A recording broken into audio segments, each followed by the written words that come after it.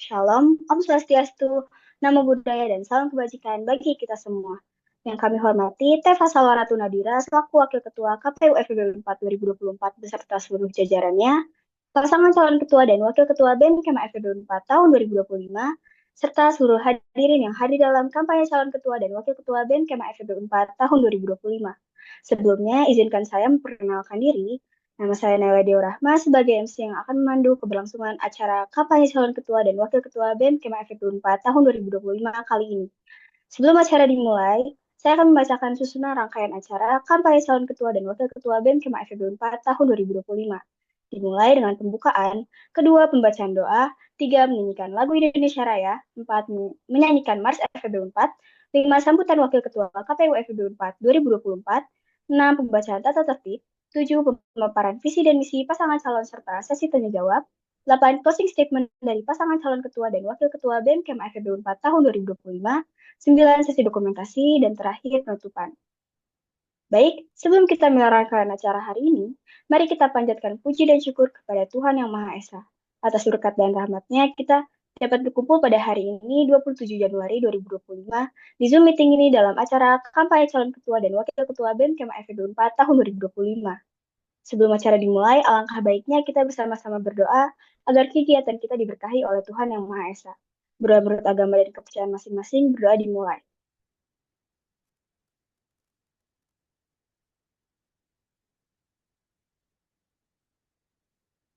Berdoa dicukupkan. Memasuki agenda selanjutnya, yaitu menyanyikan lagu Indonesia Raya dan Mars FEB 4. Kepada seluruh hadirin, saya persilakan untuk duduk dengan tegak.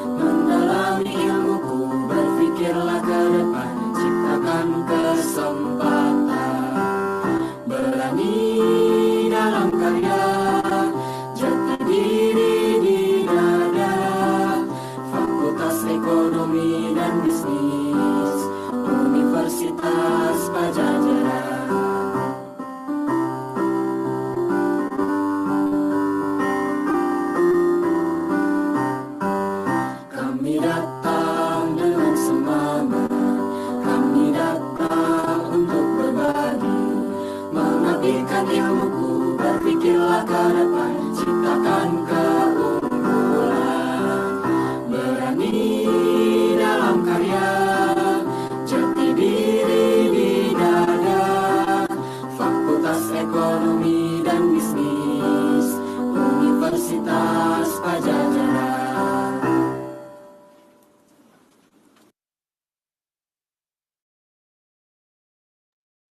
Acara selanjutnya, mari kita mendengarkan kata sambutan dari Wakil Ketua KPU FEB 4 2024 kepada Teva Salawara Tunadira, dipersilakan. Oke, terima kasih MC atas waktu dan kesempatannya. Bismillahirrahmanirrahim. Assalamualaikum warahmatullahi wabarakatuh. Shalom, Om Swastiastu, Namo Buddhaya, dan salam kebajikan untuk kita semua. Selamat malam, teman-teman semua. Pertama-tama, saya ucapkan terima kasih kepada seluruh teman-teman Kema Jurusan Pemasaran Digital yang telah menyempatkan waktunya untuk menghadiri kampanye kali ini. Terima kasih juga kepada pasangan calon nomor urut 1, yaitu Kang Haris dan Kang Rihan, beserta seluruh jajaran tim sesnya. Dan juga pastinya terima kasih kepada seluruh panitia KPU yang telah bekerja keras merancang seluruh rangkaian pada hari ini. Teman-teman semua, hari ini sudah memasuki masa kampanye di hari keempat, yang dimana hari ini itu merupakan hari terakhir dari rangkaian kampanye yang diselenggarakan oleh KPU langsung. Kampanye ini pun KPU hadirkan sebagai wadah untuk para paslon kami menyampaikan seluruh gagasan, visi misi yang mereka punya kepada seluruh Kema FEB Unpad, terkhususnya pada Zoom kali ini, yaitu kepada teman-teman Kema Jurusan Pemasaran Digital. Maka dari itu, semangat kepada seluruh peserta, semangat juga kepada pasangan calon nomor urut 1, Kang Haris dan Kang Rihan, dan semangat juga kepada seluruh panitia KPU. Terima kasih, semoga acaranya berjalan dengan lancar. Wassalamualaikum warahmatullahi wabarakatuh. Saya kembalikan ke MC. Terima kasih banyak kepada Teva Salawara Tunadira atas sambutannya. Selanjutnya, saya akan memberikan kendali penuh kepada moderator kita hari ini. Kepada Teh Evelyn selaku moderator kampanye pemilu FEB 4 2025, dipersilakan. Assalamualaikum warahmatullahi wabarakatuh. Shalom Om Swastiastu, Namo Buddhaya, dan salam kebajikan bagi kita semua. Selamat malam. Sebelumnya saya ucapkan terima kasih kepada MC yang sudah memberikan waktu dan tempat kepada saya. Dan izinkan saya untuk memperkenalkan diri kembali kepada rekan-rekan semua. Perkenalkan, nama saya Eva Revaliana selaku moderator di acara kampanye pemilihan umum Ketua BEM Fakultas Ekonomi dan Bisnis Universitas Pajajaran tahun 2025. Tanpa berlama-lama lagi, mari kita lanjutkan ke sesi pembacaan tata tertib rangkaian acara kampanye kali ini. Tata tertib. 1. Pemaparan visi misi akan disampaikan oleh calon ketua dan wakil ketua BEM Kema FEB Unpad, diikuti oleh sesi tanya jawab. Pemaparan visi misi akan berlangsung selama 20 menit dan sesi tanya jawab akan berlangsung selama 25 menit. 2. Peserta yang ingin bertanya diharapkan mengaktifkan kamera dan menggunakan fitur raise hand. Peserta diperbolehkan bertanya ketika dipersilakan oleh moderator. 3. Sebelum memulai pertanyaan diharapkan memperkenalkan diri dengan template yang mencakup nama, angkatan, dan asal jurusan. 4. Selama masa kampanye berlangsung, Kema FEB Unpad diharapkan agar tidak menggunakan kata-kata kotor, menyebarkan fitnah, atau melontarkan umpatan terhadap kandidat, tim sukses, dan publik, baik secara lisan maupun tulisan. Selain itu, dilarang menggunakan bahasa yang mengandung pelecehan terkait unsur SARA yang dapat menimbulkan konflik. 5. Seluruh partisipan diharapkan menggunakan rangkaian acara dari awal hingga akhir dengan tenang tanpa melanggar tata tertib apapun. Sesi selanjutnya, mari kita mendengarkan pemaparan visi misi oleh calon ketua dan wakil ketua BEM Kema FEB 4 2025 nomor urut 1. Untuk pemaparan visi misi sendiri akan diberikan waktu selama 20 menit. Langsung saja kepada Kang Haris dan Kang Rihan, waktu dan layar dipersilakan.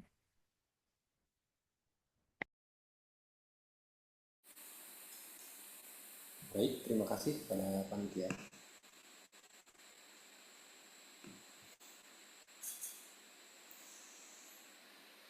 Assalamualaikum warahmatullahi wabarakatuh. Shalom, Om Swastiastu, Namo Buddhaya, dan salam kebajikan bagi kita semua. Halo Kema Pemdik, izinkan kami pada malam ini untuk mempresentasikan mimpi, harapan, serta keresahan kami untuk FEB 4, tidak hanya untuk FEB 4 tahun ke depan, tapi untuk FEB 4 yang ke depan, untuk FEB 4 yang berdaya. Bercerita sedikit, Fakultas Ekonomi dan Bisnis Universitas Pajajaran telah berdiri selama 67 tahun, yang berawal hanya dari 2 program studi menjadi FEB 4 yang kita kenal seperti saat ini. memiliki 9 program studi dengan 5 program sarjana dan 4 program sarjana terapan. Berbagai beragam potensi dan resource dimiliki oleh FEB Unpad tak terkecuali oleh prestasi. Di antaranya adalah FEB Unpad masuk ke peringkat ke-77 institusi penelitian terbaik di Asia Pacific Pack dengan CADS berada di posisi 98 di dunia. Belum lagi prestasi yang gemilang dimiliki oleh FEB di tingkat nasional maupun internasional. Meski demikian, tantangan besar masih dimiliki oleh FEB Unpad. Di antaranya adalah IKU ataupun Indeks Prestasi FEB Unpad yang baru mencapai angka 16, yang seharusnya mencapai angka 70. Sejalan dengan terjadinya Soloswan, FEB Unpad perlu fokus pada pemberdayaan kualitas sumber daya manusia dan menciptakan iklim kemahasiswaan yang suportif untuk mendukung visi menjadi world class university. Lalu, bagaimana BEM Kema FEB Unpad dapat memaksimalkan potensi FEB Unpad sebagai pembuka cakrawala terhadap potensi diri mereka? Sebelumnya, perkenalkan, aku Haris Rehanafi, calon nomor 1 Ketua BEM FEB Unpad tahun 2025. Pada tahun sebelumnya, aku diamanahi sebagai Ketua Bidang Tim Pengembangan Internal BEM Kema FEB Unpad tahun 2024, dan aku memiliki berbagai pengalaman di bidang akademik, diantaranya menjadi finalis PKMRSH, serta menjadi finalis PIMNAS ke-37. Halo Kema Pemdi, buat yang belum kenal aku, kenalin nama aku Rihan Abizar, salah satu calon wakil Ketua BEM FEB Unpad tahun 2025. Berbeda dengan Haris yang berfokus pada akademik, aku lebih banyak berfokus pada bidang profesional. Selain itu, aku juga berorganisasi seperti menjadi Kepala Bidang Advokasi dan Komunikasi di Hima Pemasaran Digital 2024 dan menjadi Vice President di Stereo Economics dan menjadi Procurement Director di TEDx Pajajaran University tahun lalu. Berikutlah adalah arah atau alur berpikir dari mimpi yang kita tahunkan pada tahun ini. Berawal dari mimpi dan keresahan yang menggerakkan kami untuk menganalisis apa aja dari kondisi ide dan faktualnya. Hal tersebut melahirkan sebuah visi yang kita tuangkan dalam 6 misi, dikonkretkan dalam bentuk budaya dan strategi realisasi, menjadi fokus isu yang kita pilih pada tahun ini, organigram, proker unggulan, proker inovasi, serta taman 1 hari kerja, pembuka cakrawala. Berawal dari mimpi, FEB Unpad yang telah berdiri selama 67 tahun, berbagai resource, potensi, warna, dan ragam telah dimiliki oleh FEB Unpad. Namun sayangnya, fakultas ini masih menghadapi tantangan yang besar. Di antaranya adalah capaian industrialisasi ataupun IKU yang baru mencapai angka 16, yang padahal targetnya adalah angka 70. Sungguh ironis dengan FEB yang memiliki tagline World Class University. FEB Unpad perlu memberdayakan potensi Kema FEB melalui demokratisasi akses, menciptakan iklim kemahasiswaan yang suportif, dan meningkatkan kualitas sumber daya manusia sebagai kunci pertumbuhan yang berkelanjutan. Lalu, kondisi ideal yang secara filosofisnya, sejarah FEB Unpad ini sebenarnya didirikan pada 18 September 1957 dengan tujuan menghasilkan lulusan berkualitas di bidang ekonomi dan bisnis yang berkontribusi pada pembangunan nasional. Lalu, apa sih sebenarnya tujuan, peran, dan fungsi BEM Kema FEB Unpad itu sendiri? BEM Kema FEB Unpad adalah organisasi mahasiswa yang berfungsi sebagai penggerak perubahan, wadah aspirasi, dan pembentuk mahasiswa yang kreatif, inovatif, intelektual, serta religius. Berlandaskan pada ADART, BEM Kema FEB Unpad mendukung nilai-nilai Tridharma perguruan tinggi untuk berkontribusi pada kemajuan bangsa. Secara Sustainable Development Goals, BEM Kema FEB Unpad harus berfokus pada keberlanjutan dalam aspek sosial, ekonomi, dan lingkungan, baik di lingkungan kampus maupun luar kampus. Secara nasional, BEM Kema FEB Unpad berkomitmen mendukung kebijakan pendidikan nasional sesuai dengan Undang-Undang Nomor 20 Tahun 2003, Undang-Undang Nomor 3 Tahun 2020, dan Undang-Undang Nomor 12 Tahun 2012 dengan fokus pada pengembangan potensi mahasiswa, menciptakan lingkungan akademik yang mendukung pengetahuan, bertanggung jawab, dan berdaya saing. Lalu, secara universitas sendiri, BEM Kema FEB Unpad mendukung pendidikan tinggi berkualitas sesuai PP Nomor 51 Tahun 2015, sejalan dengan visi Unpad sebagai universitas inklusif berkelas dunia, sesuai dengan Renstra Unpad tahun 2025 hingga 2029 nanti, dan mendorong FEB Unpad menjadi fakultas unggul nasional dan internasional, menurut Renstra FEB Unpad 2021 hingga tahun ini. BEM juga menegakkan peraturan dasar Kema Unpad, serta melaksanakan GBHK Kema Unpad untuk mengembangkan potensi mahasiswa, meningkatkan kesejahteraan, dan berkontribusi dalam kebijakan kampus serta isu sosial. Berikut adalah kondisi faktual pada BEM FEB Unpad tahun ini. Menurut aspek corporate governance BEM Kema FEB Unpad, rasa-rasanya BEM Kema FEB Unpad tahun ini kurang profesionalisme dalam internalnya. Hal ini dilihat dari kurangnya melakukan aliran birokrasi infrastruktur serta menjaga konsistensi dalam hal waktu. Yang kedua, berbicara mengenai inkonsistensi di aktor kerja. Rasa-rasanya OKR dan KPI yang digunakan oleh BEM Kema FEB Unpad pada tahun ini kurang dikontrol dengan baik. Lalu dalam aspek selanjutnya melalui kajian dan penelitian. Rasa-rasanya BEM Kema FEB Unpad tahun ini minim untuk mengkaji isu-isu yang berada di sekitar masyarakat. Yang kedua adalah kualitas kajian sendiri yang belum komprehensif dan kadang seringkali melewati momentum. Yang ketiga adalah rendahnya daya tarik Kema FEB terhadap kajian itu sendiri. Yang ketiga adalah advokasi dan kesejahteraan mahasiswa. Rasanya pada tahun ini FEB 4 maupun BMFEB itu sendiri kurang mengawal isu-isu hak mahasiswa yang berprestasi. Yang kedua adalah pengawalan hak kema dalam kegiatan belajar mengajar yang belum optimal.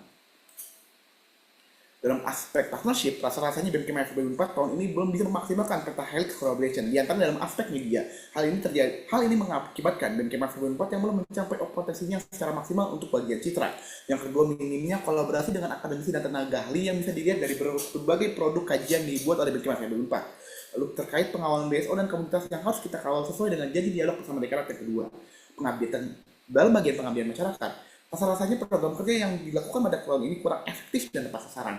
Hal ini dikarenakan karena perencanaan dan penelitian dalam program tidak dilakukan secara komprehensif. Yang kedua adalah tidak adanya sistem aktualisasi tugas dan fungsi pengabdian yang berkelanjutan yang mengakibatkan rasa-rasanya program kerja BMKM FEB 4 tahun ini bersifat eventual. Yang ketiga, minimnya fungsi advokasi terhadap masyarakat dan isu lingkungan yang menyebabkan KM FEB sendiri kurang aware terhadap isu lingkungan FEB maupun luar FEB itu sendiri. Berikut adalah nilai budaya organisasi yang kita buat berdasarkan hasil dari kondisi analisis ideal dan faktual. Maka kami akan membawa nilai organisasi pada tahun ini sebagai berikut. Yang pertama adalah Academic Ethics. Etika akademik merupakan dasar penting dalam menjaga kualitas penelitian, proses pembelajaran, serta interaksi dalam dunia pendidikan tinggi. Lalu selanjutnya ada nilai growth mindset atau pola pikir berkembang, adalah keyakinan bahwa kemampuan individu ini dapat ditingkatkan melalui usaha, melalui pembelajaran, dan ketekunan. Lalu selanjutnya ada creative thinking. Creative thinking ini adalah kemampuan untuk menghasilkan ide-ide baru dan orisinal yang relevan dengan konteks tertentu. Lalu selanjutnya ada resilience. Ini mendefinisikan ketahanan sebagai proses dinamis yang melibatkan adaptasi positif terhadap tekanan atau kesulitan yang signifikan. Berikut adalah budaya yang kita adopsi pada tahun ini adalah advocacy culture. Apa sih advocacy culture? Sebuah budaya organisasi yang menekankan fleksibilitas, kreativitas, inovasi, dan respons cepat terhadap perubahan serta peluang. Ini cocok dengan budaya BEM sendiri yang berdinamika sangat cepat dan harus merespon perubahan yang cepat. Kurang lebih ada 6 aspek yang harus diperhatikan. Di antaranya adalah dynamic teams, open communication, flex hierarchy, autonomy, flexibility, serta innovation. Maka dari itu, izinkan kami untuk membawa sebuah visi di dalam BEM Kema FEB 4 tahun 2025, yaitu hadirnya BEM Kema FEB 4 sebagai pembuka cakrawala untuk mewujudkan FEB yang berdaya. Dari visi tersebut lahir beberapa visi. Yang pertama adalah Call for Insight, berbicara tentang membukakan cakrawala teman-teman untuk terciptanya Kema FEB yang memiliki pandangan yang luas dalam melihat potensi serta kesempatan yang ada. Good Student Governance, idealnya BEM sebagai student government mengadopsi prinsip-prinsip GCG dengan mendepankan nilai transparansi, akuntabel, serta pengawalan publik. Synergy Government berbicara mengenai tentang pelibatan seluruh elemen di FEB 4 hingga menyebabkan dan membuat kebijakannya sinergis dalam berbagai stakeholder kampus. Profesor Hub berbicara mengenai BEM Kema FEB 4 yang hadir untuk memberikan rasa aman pada keluarga mahasiswa FEB 4 dengan berperan aktif dalam mengadvokasikan dan memberikan perlindungan. Sustainable Development Ecosystem berbicara mengenai BEM Kema FEB 4 yang menyediakan ekosistem yang berkelanjutan untuk menghidupkan iklim pengembangan minat bakat yang suportif dan inklusif. Career Pathfinder berbicara mengenai mengarahkan, menjaring dan mengembangkan dan menghubungkan kebutuhan karir intrapreneur di FEB 4. Oleh karenanya, inilah fokus isu yang kita bawakan pada tahun ini, pemenuhan hak akademik dan kemahasiswaan. Rasa-rasanya pada tahun ini, banyak masalah yang terjadi. Di antaranya adalah kurangnya transparansi birokrasi, terbatasnya akses sumber daya akademik, dan fasilitas yang minim. Oleh karenanya, kita harus bisa mengawal hal tersebut agar akhirnya Kema FEB 4 mendapatkan hak dan juga fasilitas yang baik untuk mendukung iklim akademik dan kemahasiswaannya. Inklusi dan kesetaraan berbicara mengenai FEB 4 yang rasa-rasanya kurang memperhatikan fasilitas kampus yang tidak ramah bagi penyandang disabilitas, mahasiswa kidal, dan berbagai individu yang memiliki kesehatan mental. Harapannya ini kita bisa menjadi untuk bisa mengawal advokasi ini, untuk bisa menjaga komitmen dekanat, untuk bisa memberikan fasilitas yang aman dan nyaman bagi seluruh Kema FEB 4 apapun background dan keadaannya. Kekerasan seksual, rasa-rasanya pada tahun kemarin ini menjadi isu yang sangat melejit dan sangat mulai booming kembali. Namun, nyatanya dan ironisnya di FEB 4 sendiri, awareness dan pengetahuan mengenai kekerasan seksual rasanya belum masif. Oleh karenanya, kita harus fokus pengawalan ini. Tujuannya untuk apa? Untuk bisa memberikan awareness dan pemahaman bagi seluruh Kema FEB. Bukan hanya Kema mahasiswa, tapi tendik ataupun dosen itu sendiri agar mengerti cara penanganan kasus kekerasan seksual yang baik dan benar. Lalu yang 4 adalah terkait uang kuliah tunggal dan TIPK. Hal ini berbicara mengenai mengadvokasikan dan memastikan seluruh Kema FEB dapat mendapatkan hak pendidikannya dan tidak terakomodir masalahnya cuma karena masalah kesulitan finansial.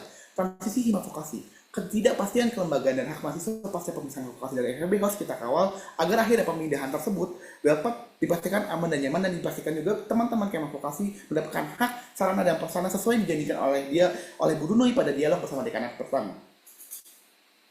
Lalu fokus isu eksternal, berbicara mengenai Permendikbudristek nomor 2 tahun 2024. Ini adalah UU atau kebijakan yang mengatur kenaikan UKT serta manajemen perguruan tinggi. Harapannya dengan terus mengawal ini jangan sampai isu pendidikan atau pendidikan menjadi isu yang komersil. Harapannya pendidikan seperti hal yang disebutkan di awal sebagai objek vital negara harus dapat dirasakan dan dirasakan oleh seluruh masyarakat yang ada di Indonesia. Kebijakan ekonomi pemerintah banyak harus dikawal, di antaranya adalah target pertumbuhan ekonomi 8% yang rasanya tidak realistis apabila melihat data-data ke belakang yang pertumbuhan ekonomi Indonesia hanya mencapai 5%, swasembada pangan, dan proyek strategis nasional yang tidak tercapai secara optimal. Jangan sampai janji populis tersebut berisiko membebani fiskal dan merusak lingkungan tanpa hasil yang nyata. Maka kami menyusun OKR untuk tracking dan evaluating semua misi-misi kita. Misi kita yang pertama adalah Colorful Insight. Dengan key result, program lintas budaya yang menarik dan juga interaktif. Partisipasi mahasiswa yang meningkat, paradigma inklusif yang terintegrasi. Lalu inisiatif yang bisa kami usahakan adalah acara lintas jurusan seperti Febernada dan Censensial. Lalu program diskusi kolaboratif, taman stand up punchline untuk berekspresi kreatif. Lalu misi selanjutnya ada Good Student Governance. Dengan key result, transparansi informasi kegiatan dan anggaran. Lalu feedback publik untuk akuntabilitas, sistem komunikasi internal yang sehat. Lalu inisiatif yang bisa kami usahakan adalah sistem pelaporan transparansi, SOP pengelolaan anggaran yang jelas, platform feedback publik interaktif, lalu sinergi government pada misi selanjutnya dengan key result, kebijakan lintas organisasi yang sinergis, koordinasi antar organisasi yang efektif, keterlibatan elemen organisasi yang strategis, lalu inisiatifnya kolaborasi dengan LK, dengan BSO, lalu dengan komunitas, pengawasan kegiatan ad hoc, lalu mendukung administrasi yang terstruktur. Lalu misi selanjutnya ada Welfare Hub dengan key result, penyelesaian laporan advokasi yang efisien, kepuasan mahasiswa terhadap layanan yang meningkat, ruang aman untuk korban kekerasan seksual. Lalu inisiatif yang bisa kami usahakan adalah guidebook kekerasan seksual, sosialisasi kode etik Ormawa, dukungan isu UKT dan layanan administratif. Dengan misi selanjutnya yaitu Sustainable Development Ecosystem. Dengan key result, program minat dan bakat yang konsisten, fasilitas dukungan lomba yang memadai, komunitas pengembangan yang berkelanjutan. Lalu, inisiatif yang bisa kami usahakan adalah fasilitas talenta dengan mentoring, revitalisasi program Yellow Pride, lalu design hall of recognition. Lalu misi selanjutnya adalah Career Pathfinder dengan key result, platform mentorship dan karir, program pengembangan soft skill, lalu akses peluang magang dan kerja. Dengan inisiatif yang bisa kami usahakan adalah platform mentorship komprehensif, keterlibatan profesional industri, lalu berkoneksi dengan channel-channel agar berpeluang magang atau kerja. Berikut adalah Organigram yang kita bawakan tahun ini, mungkin sedikit berbeda dengan Organigram yang dibawakan pada tahun lalu. Pertama adalah terkait pengendali internal. Pengendali internal sini berfungsi untuk sebagai komitmen kami menjaga aspek GCG. Harapannya, berbagai produk dan pelayanan yang diberikan kepada Kemah 2004 dapat ter-QC berbagai kualitas dan juga prosesnya. Lalu yang kedua adalah pemisahan hubungan diplomasi eksternal dan kemitraan strategis. Hubungan diplomasi eksternal berbicara mengenai komunikasi publik dan juga penaikan citra agar akhirnya BMKM FEB lebih responsif terhadap pesan-pesan dan hal isu yang diberikan kepada BMKM FEB yang akhirnya citranya dapat terbentuk citra yang baik untuk eksternal maupun internal. Kemitraan strategis berbicara mengenai pengoptimalisasian strategi partnership bagi seluruh partner-partner yang ada. Harapannya ini bisa menjadi manfaat bagi KMF 2004 ataupun BEM itu sendiri. Berikut adalah arahan strategis yang kita bawa pada tahun ini. Sekretariat Umum berbicara mengenai menyusun pedoman administratif, sistem manajemen keuangan dan juga pelaksanaan audit. Tim pengembangan dan pengawasan internal berbicara mengenai memfasilitasi kegiatan pengembangan dari internal, mengedepankan dan membuka perspektif untuk pengoptimalisasian potensi internal, serta mengumpulkan pengolah aspirasi dari KMFB melalui survei. Yang keempat adalah menggunakan sistem pemantauan untuk mengevaluasi kinerja setiap biro dan departemen BEM itu sendiri. Bidang kaderisasi dan keilmuan berbicara mengenai pembentukan karakter, identitas, dan akhirnya agar KMFB 4 siap dalam aspek soft skill dan hard skill untuk berkarir pasca kampus. Bidang kemahasiswaan berbicara mengenai pembentukan dan pembuatan ekosistem yang berkelanjutan dan suportif agar akhirnya teman-teman semua di sini dapat mengoptimalkan berbagai potensi dan talent teman-teman di sini. Bidang komunikasi dan informasi berbicara mengenai meningkatkan citra BEM, membuka gerbang kolaborasi yang seluas-luasnya hingga mengeskalasikan berbagai proses penjaringan alumni yang harapannya dan manfaatnya dapat dirasakan oleh KMF 4 dan BEM itu sendiri. Bidang sosial politik berbicara mengenai influensi public policy untuk mengadvokasikan berbagai isu yang ada di kampus dan luar kampus. Maka berikut adalah canangan program kerja inovasi kami. Yang pertama adalah FEB Karir Kompas. Ini merupakan ekspansi sebenarnya dari FEB Career Day. Ini adalah program yang bertujuan membantu mahasiswa FEB menemukan dan mengembangkan jalur karir sesuai potensi mereka melalui tes psikologi, melalui mentoring personal, dan pengembangan soft skill. Lalu Unify. Ini adalah portal terpusat berbasis web yang dirancang untuk mengelola hasil notulen rapat dari berbagai departemen secara efisien. Lalu ABC FEB Unpad yang merupakan revitalisasi dari tahun lalu bertujuan membangun ekosistem suportif bagi mahasiswa yang berprestasi dengan advokasi, pembinaan, pendampingan saat lomba, dan kolaborasi dengan dosen serta profesional. Lalu berhubungan dengan media, ada Lensa Cakrawala. Ini merupakan himpunan dan menyebarkan perspektif mahasiswa melalui diskusi, wawancara, dan konten digital untuk mendorong budaya dialogis. Berfokus pada budaya, ada TSP Culture yang merupakan program yang mendukung ekspresi dan kreativitas mahasiswa FEB melalui kegiatan seperti Femer Dada, lalu ada Taman Stand Up Punchline, dan Chance and Chill. Lalu FEB Safe, Sexual Assault Free Education. Ini adalah inisiatif kami untuk meningkatkan kesadaran terhadap kekerasan seksual melalui guidebook yang menyajikan informasi, langkah penanganan, dan SOP penanganan kasus sesuai regulasi. Untuk langkah kami di 100 hari kerja sebagai berikut: melakukan safari dan membina hubungan ke seluruh stakeholders FEB, mengawal pergantian ketua IK FEB Unpad, melakukan open recruitment, melakukan audiensi bersama dekanat dengan aliansi LKBSO FEB, menyusun pedoman dan memberikan pendampingan administratif bagi hima vokasi terkait perubahan regulasi, advokasi mahasiswa, dan pengelolaan kegiatan dalam struktur baru, membentuk dan menyesuaikan sistem internal kontrol dan juga item OKR dengan tim internal kontrol. Lalu selanjutnya melaksanakan musyawarah kerja bagi fungsionaris BEM Kema FEB Unpad, membuat konsep Instagram internal BEM Kema FEB Unpad, mengumpulkan informasi atau data dari BEM Kema FEB Unpad, melakukan penyusunan kajian dan arah gerak pengawalan advokasi ISO awal tahun. Lalu yang terakhir melakukan monitoring evaluasi untuk memfiksasi berbagai tujuan dan arah gerak departemen biro hingga akhirnya siap berjalan.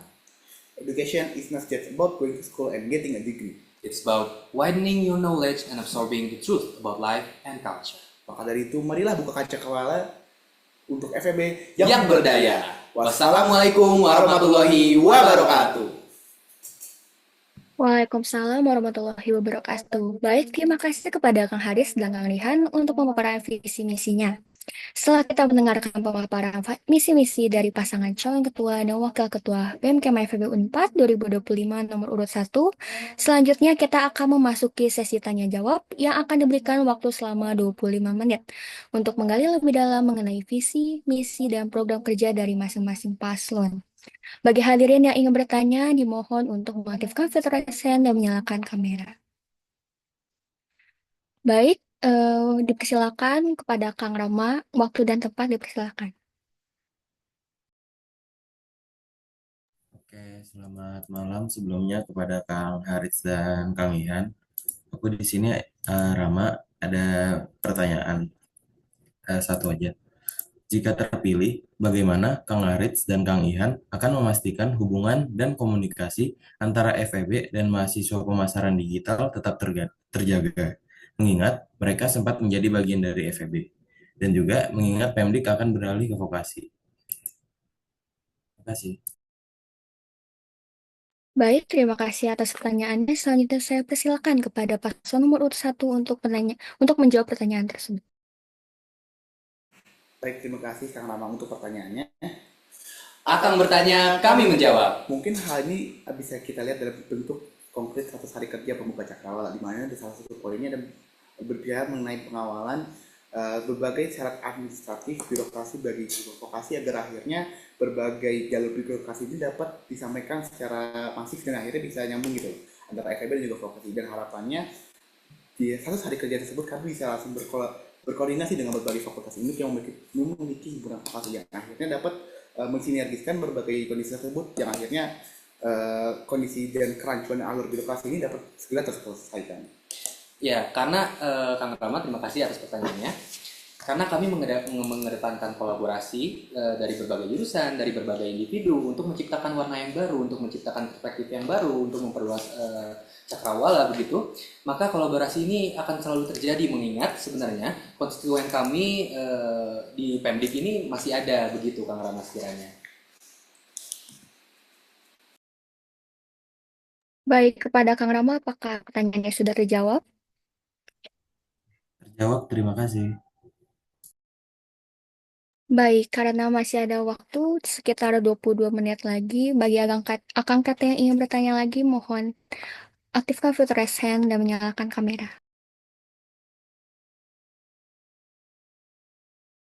Baik, kepada Tenis Rina, waktu dan layar dipersilakan. Baik, selamat malam Kang Haris, Kang Ihan, dan moderator.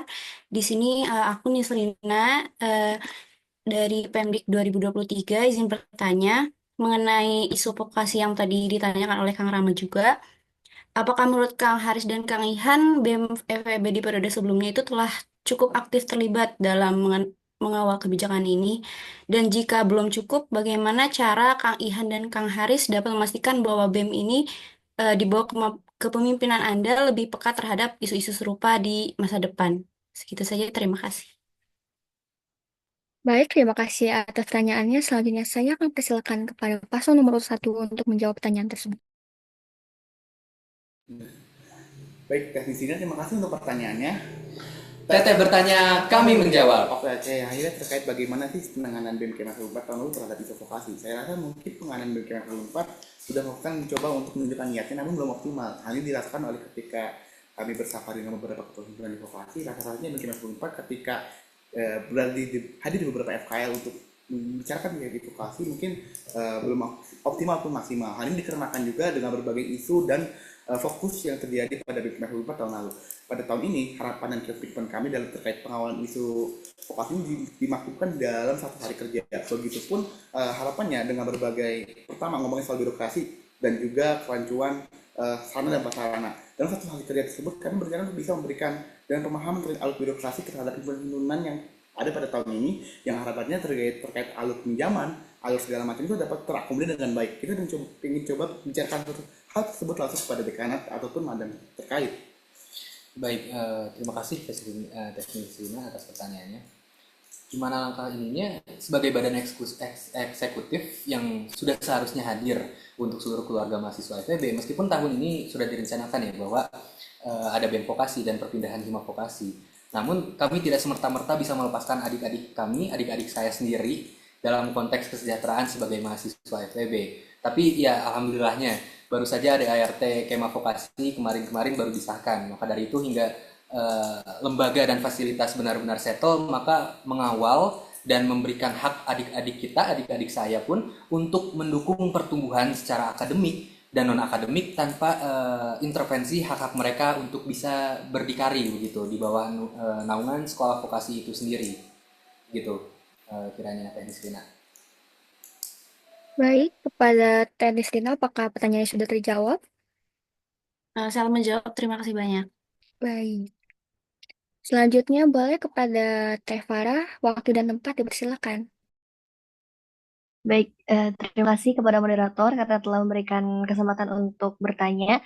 Sebelumnya mohon maaf karena tidak bisa on cam karena ada masalah teknis dengan kamera. Selamat malam Kang Haris dan Kang Ihan.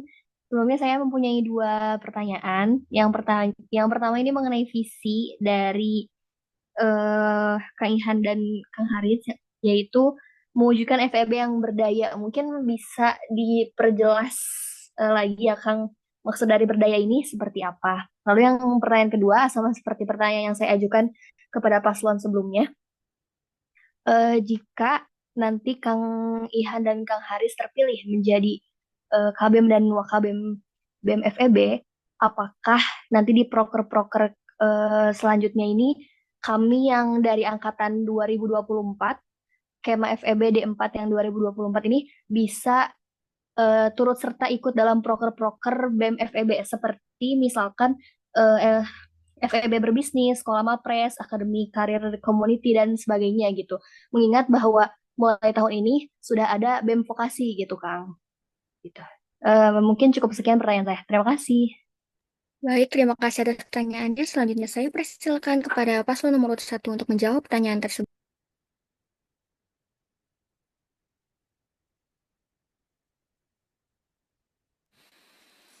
Baik, terima kasih Teh Farah atas pertanyaannya.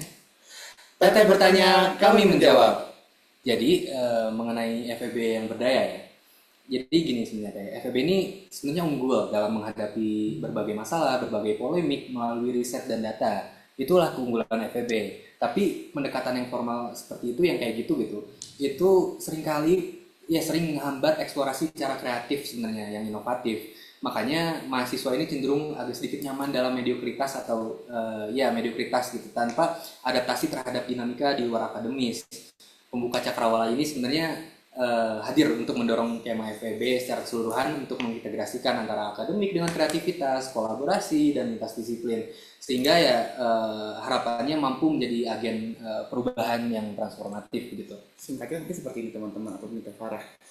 Berdaya di sini maksudnya adalah FEB 4. Rasa saya pada 5 tahun ke belakang tuh nyaman dengan keadaan yang mediokritas atau keadaan menjadi orang yang senang berada di ruang aman dan ruang nyamannya. Belum lagi terkait ternyata KMFB 4 itu memiliki kehidupan yang mungkin hitam putih dan juga tidak memiliki kehidupan untuk melihat suatu hal yang berbeda. Kami ingin membukakan cakrawala. Kami ingin bisa membuka perspektif teman-teman semua di sini hingga akhirnya teman-teman semua di sini mengerti seberapa besar potensi teman-teman semua di sini. Seberapa besar akhirnya teman-teman ketika digabungkan dengan berbagai konteks yang lain. Seberapa besar akhirnya jurusan ataupun disiplin ilmu pemasaran digital ketika digabungkan dengan konteks pertanian ataupun peternakan. Harapannya dengan pengertian dan pemahaman yang luas ini, teman-teman bisa berdaya di sini maksudnya apa? Bisa mengambil semua opportunity yang ada di depan teman-teman. Hingga ya teman-teman benar bisa mengaktualisasikan dan akhirnya bisa memanfaatkan potensi yang ada dalam diri teman-teman. Begitu kiranya untuk pertanyaan yang pertama. Terima kasih ya Teh Farah. Lalu untuk yang pertanyaan kedua ya, tadi tentang program ya, tentang program FEB dengan angkatan 2024.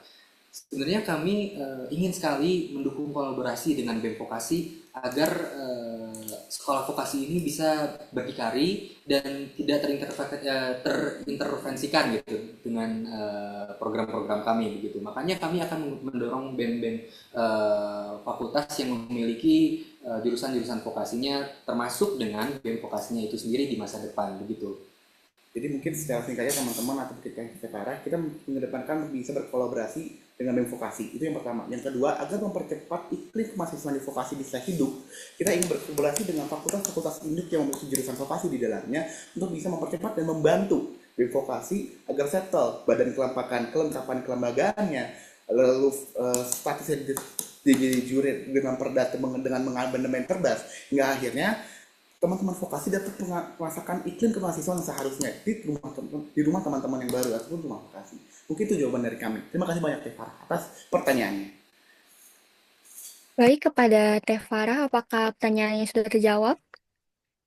Oke, izin menanggapi ya Kang, untuk visi dari mewujudkan FEB yang berdaya ini, apakah yang angkatan 24 ini termasuk ke dalamnya Kang?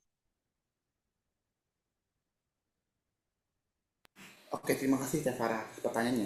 Semangat FEB yang berdaya, semangat pembuka cakrawala itu tak terlepas ataupun tidak terkungkung oleh cuma status skema FEB. Saya harapannya dan ideal dan harapan kami sendiri adalah pembukaan cakrawala ini dapat masif ke seluruh skema 4 ataupun seluruh konstituen ataupun teman-teman yang melihat BEM FEB. Harapannya hadirnya BEM skema FEB 4 teman di tahun ini dapat membukakan cakrawala teman-teman semuanya dan akhirnya bisa mengaktifkan dan membuat teman-teman sadar akan potensi teman-teman. Lagi-lagi visi kami bukan terkait penaikan standarisasi LKBSO ataupun yang terlepas kelembagaan. Kami ingin bisa menaikkan standar ataupun menyadarkan teman-teman semua di sini agar dapat mengoptimalisasikan potensi teman-teman.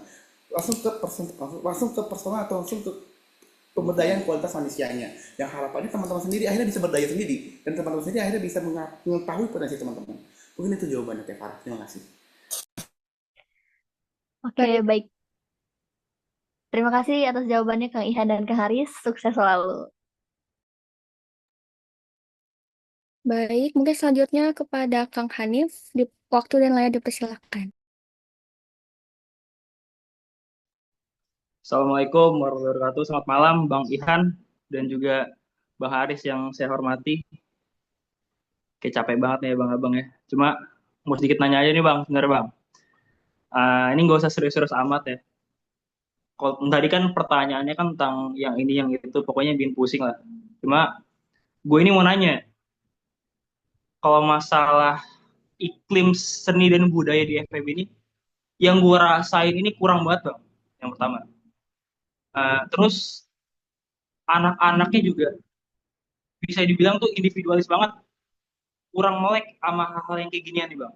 Nah, pertanyaan dari gue, hal atau iklim kesenian gimana yang pengen lu bawain di FEB ini, dan juga seni apa yang bakal lu tambahin di FEB ini selain musik dan juga dance misalnya yang kita udah sekarang, dan juga gimana caranya dari abang-abang ini bikin anak-anak FEB itu melek akan hal keseni dan budaya di FEB. Karena yang gue rasakan ini kalau kita kuliah itu bukan belajar doang, tapi butuh eksplorasi. Dan menurut gue cakrawala itu yang harus dibuka. Itu aja sih ya. Thank you banget. Baik, terima kasih atas pertanyaannya. Selanjutnya saya akan persilakan kepada paslon nomor 1 untuk menjawab pertanyaan tersebut. Oke Kang Hanif, terima kasih untuk pertanyaannya. Akan bertanya, kami menjawab. Terima kasih Kang Hanif ya. Jadi tentang budaya, gimana caranya kita bisa ngebawa budaya yang baru dan apa inovasi kami ya sebenarnya di program yang baru di tahun ini. Sebenarnya kita ingin membuka cakrawala, kita ingin membuka perspektif yang baru, kita ingin membuka selebar-lebarnya disiplin ilmu. Itu bukan cuma tentang budaya sebenarnya Kang Hanif. Betul memang Kang Hanif ini tentang budaya ini kami ingin benar-benar membukanya gitu, mengenai perspektif tersebut gitu. Tapi gimana sebenarnya cara kita ngebawanya? Kita sudah ada program Lensa Cakrawala sebenarnya untuk bisa memantik dialog-dialog, untuk memantik pemikiran kritis ya, untuk bisa teman-teman FEB ini terpantik lah gitu, sisi kreatifnya, sisi seninya, sisi budayanya gitu. Makanya kita ingin approach-nya lewat media itu tersebut gitu, kiranya Kang Hanif gitu. Mengenai program yang baru sebenarnya selain musik ya, sebenarnya kami ingin membawakan sesuatu yang fresh ya, sebenarnya sesuatu yang fresh, sesuatu yang bisa ditertawakan bareng-bareng sebenarnya di TSP sebenarnya. Lucunya lagi, nama program ini merupakan TSP juga, yaitu Taman Stand Up Punchline gitu. Mungkin sedikit percaya Taman Stand Up ini bukan tempat hanya untuk berkomedi, berstand up aja. Mungkin teman-teman yang tahu stand up ini adalah tempat untuk kita bisa beromong secara jujur dan adil. Harapannya jujur dan adil, dengan jujur dan terbuka. Betul. Harapannya ini sebagai cara dan oposisi yang unik bagi teman-teman mungkin yang awalnya nggak kenal dengan isu politik, pendekatannya hitam putih, diskusi yang serius. Betul. Dengan adanya kita masyarakat, teman-teman bisa akhirnya belajar untuk bisa bicara secara terbuka dan jujur di depan panggung. Dan akhirnya di sini juga bisa kita masukkan bagi konteks-konteks yang ada, konteks seni, konteks politik. Akhirnya teman-teman akhirnya punya media dan approaching yang baru dalam mengenal politik, dalam akhirnya mengenal cara untuk berbicara dengan baik di muka umum, berbicara dengan jujur di muka umum. Harapannya juga hal ini dapat bisa pertama meningkatkan pemahaman dan akhirnya meningkatkan iklim kemahasiswaan atau iklim culture di FEB. Yang kedua juga harapannya ini juga sebagai cara approach yang baru, refreshment yang baru agar teman-teman akhirnya nggak lagi takut dengan konteks ataupun isu politik. Mungkin itu jawabannya Kang Hanif. Betul. Terima kasih Kang Hanif. Baik, kepada Kang Hanif, apakah pertanyaan sudah terjawab? Sangat sudah terjawab. Terima kasih Bang Ihan dan Bang Haris. Wassalamualaikum warahmatullahi wabarakatuh. Baik, terima kasih. Selanjutnya mungkin boleh ke Teh Diva. Waktu dan layar dipersilakan.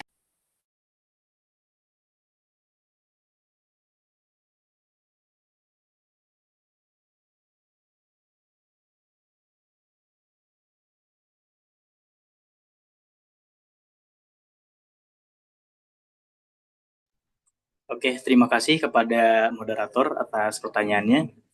Sebelumnya, saya Kang ya, Teh moderator. Tapi nggak apa-apa. Sebenarnya untuk Kang Haris dan Kang Ihan, sebelumnya terima kasih ya karena ada yang menarik sebenarnya. Terutama di fokus isu kalian yaitu mengawal isu Permendikbudristek nomor 2 tahun 2024. Tapi sebelumnya saya ingin menanyakan kenapa pada akhirnya kalian membawakan isu itu dan seberapa paham kalian tentang isu itu. Mungkin segitu aja dari pertanyaan dari saya. Terima kasih. Baik, terima kasih Kang Diva. Selanjutnya saya akan persilakan kepada paslon nomor 1 untuk menjawab pertanyaan tersebut. Oke, Kang Diva, terima kasih atas pertanyaannya. Akan bertanya, kami menjawab. Kenapa kita mencoba untuk membawakan isu Permendikbud nomor 2 tahun 2024? Mungkin kalau teman-teman saudara mengikuti isu pendidikan, pada tahun lalu sempat ada kebijakan kenaikan UKT yang tiba-tiba dan akhirnya dirasa tidak adil bagi seluruh elemen. Dan kira-kira UU apa yang mengatur kebijakan tersebut? UU tersebut adalah UU Permendikbud nomor 2 tahun 2024. Hal itu juga mencakup terkait manajemen perguruan tinggi dan akhirnya bagaimana cara perguruan tinggi dapat mengelola dan juga memberikan kebijakan UKT dengan BUPT dan sebagainya. Dan akhirnya kenapa kami memilih untuk mengawal ini? Bagi teman-teman sekalian, bila kita tidak coba cermati lebih lanjut, apabila Permendikbud nomor 2 tahun 2024 ini kita kawal, pendidikan yang jadi sebagai barang objek vital negara yang harusnya dirasakan bagi seluruh masyarakat Indonesia, akhirnya bisa jadi barang komersil, karena sejatinya pendidikan itu barang yang bisa dirasakan oleh seluruh masyarakat, dan manajemennya pun tidak bisa dilakukan seperti kayak manajemen bisnis, karena banyak hak dan banyak teman-teman semua yang merasakannya. Apabila pendidikan ini diperlakukan sebagai komoditas bisnis lah kasarnya, rasanya pendidikan yang awalnya memiliki tujuan mulia untuk mencerdaskan kehidupan bangsa, maka jadi pendidikan yang mencerdaskan kehidupan orang-orang yang punya dapat privilege aja. Oleh karena pengawalan Permendikbud nomor 2 tahun 2024 ini sangat penting agar akhirnya pendidikan ini dapat dirasakan oleh seluruh masyarakat tanpa terkecuali, tanpa bagaimana kondisinya. Mungkin begitu kira-kira jawabannya. Terima kasih Kang Diva atas pertanyaannya. Baik, kepada Kang Diva, apakah sudah terjawab? Baik, izin follow up ya.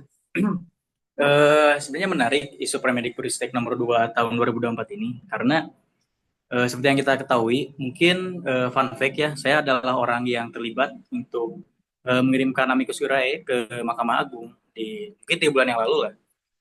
Dan hal ini tuh masih berlanjut dan sedang digugat oleh Aliansi Pendidikan Gratis, yang mana memang Permendikbudristek nomor 2 tahun 2024 ini tuh membuka peluang besar untuk bagi pendidikan tinggi untuk berbisnis di dalamnya, membuka sebesar-besarnya komersialisasi pendidikan di pendidikan tinggi. Terus yang kedua, paling mau nitip aja sih, tolong dikawal aja, karena potensi APBN yang masih banyak potensi APBN yang masih bisa diperjuangkan, karena kalau kalian lihat itu ada perbandingan anggaran lah dari ke PTN pun ke kepolisian atau ke pertahanan negara dan lain-lain, dan itu sangat jomplang banget lah. Paling itu aja sih dari aku, terima kasih. Baik, terima kasih Kang Diva. Mungkin selanjutnya boleh ke Kang Akram. Waktu dan lain dipersilakan.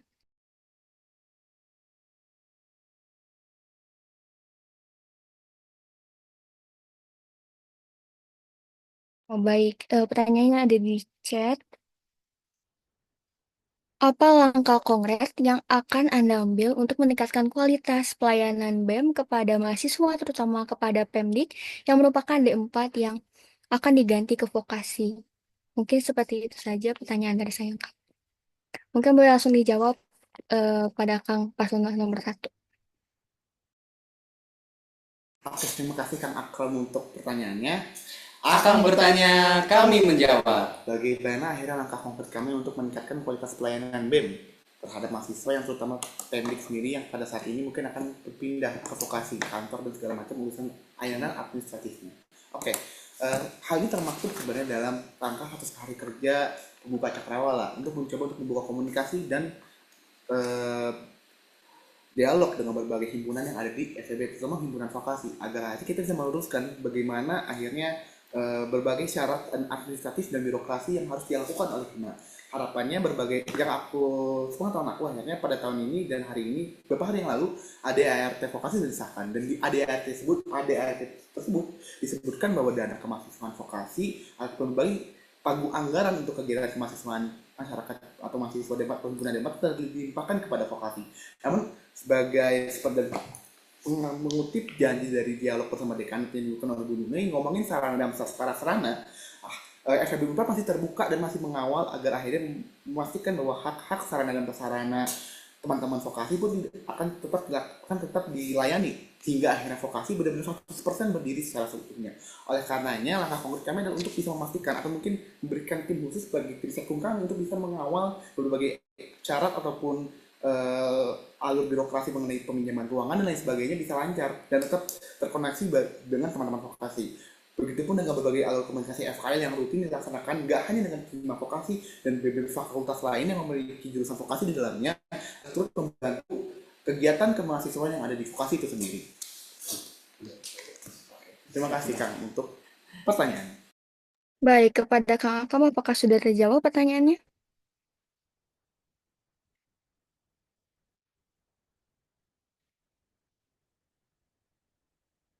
Baik, terima kasih Kang Akram. Mungkin dari akang teteh sekalian yang ingin bertanya lagi, boleh di raise hand dan menyalakan kamera.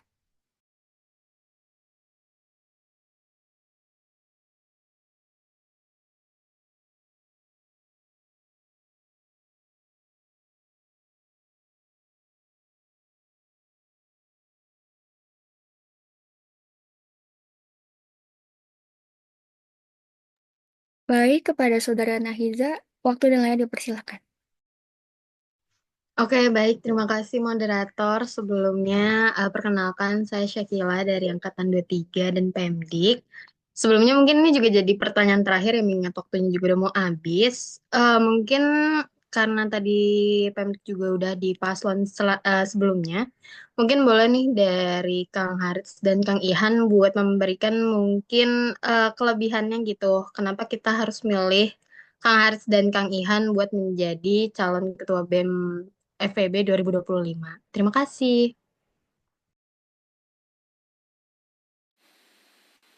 Terima kasih Teh Syakila atas pertanyaannya.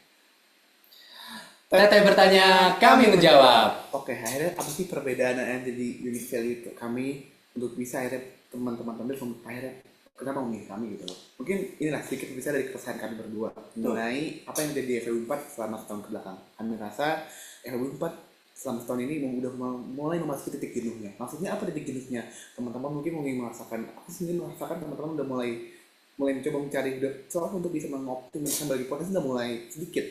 Dan ketika kita berisik lebih lanjut, pendekatan yang monoton, approaching yang hitam dan putih, dan juga pemahaman terkait pengaktualisasian diri dan juga pertumbuhan kesadarannya jadi hal yang kaku. Padahal seharusnya apabila berbicara mengenai manusia itu unik, memiliki berbagai potensi dan budaya masing-masing. Oleh karenanya kami di sini memiliki visi sebagai pembuka cakrawala. Apa sih pembuka cakrawala? Pembuka pandangan pada akhirnya agar teman-teman tuh memiliki pemahaman yang luas terkait potensi dan cara pertumbuh teman-teman sendiri. Iya, begitu pikirannya Teh Syakila. Baik, Teh Syakila, apakah sudah terjawab pertanyaannya? Oke, sudah terjawab. Terima kasih. Baik, terima kasih. Mungkin karena waktunya sudah habis, demikian sesi tanya jawab bersama pasangan calon ketua dan wakil ketua BEM KMFU 4 2025 telah selesai. Selanjutnya, mari kita dengarkan closing statement yang akan disampaikan pasangan calon nomor urut 1. Untuk pembacaan closing statement akan diberikan waktu selama 5 menit. Kepada pasangan calon nomor urut 1, waktu dan layar dipersilakan.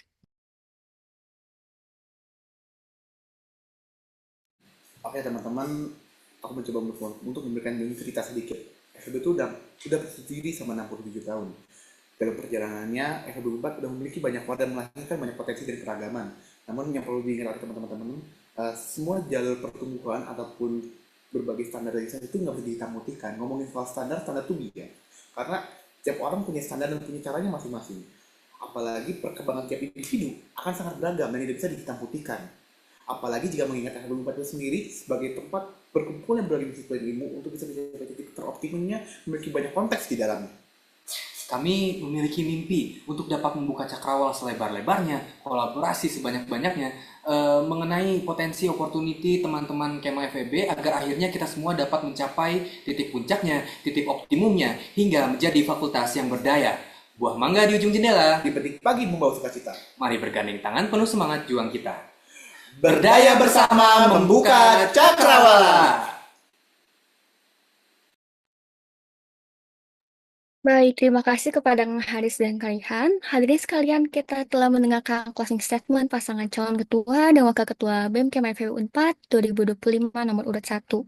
Dengan ini berakhir sudah seluruh sesi acara kampanye pemilihan umum ketua dan wakil ketua BEM KMFB 4 2025 pada malam ini.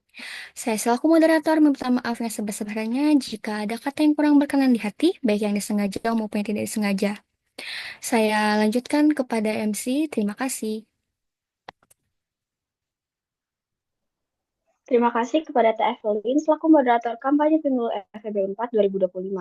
Kita telah sampai di penghujung acara, namun sebelum mengakhiri acara, kita akan memasuki agenda terakhir, yaitu sesi dokumentasi yang akan dipandu oleh Divisi Teklok. Kepada Divisi Teklok, dipersilakan.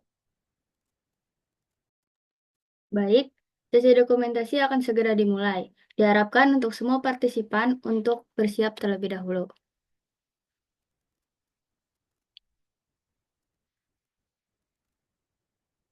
Baik, untuk slide pertama, 1, 2, 3. Untuk slide kedua, 1, 2, 3. Baik, sesi dokumentasi telah selesai. Terima kasih atas partisipasinya. Saya kembalikan ke MC. Terima kasih kepada pasangan calon ketua dan wakil ketua BEM Kema FEB 4 tahun 2025 nomor urut 1. Dan terima kasih juga untuk para audiens yang telah menyempatkan waktunya untuk menghadiri kampanye pemilu FEB 4 2025 hari ini. Saya Naila Diaurahma selaku MC pada kampanye pemilu FEB 4 2025 tahun 2025 hari ini. Pamit undur diri. Wassalamualaikum warahmatullahi wabarakatuh.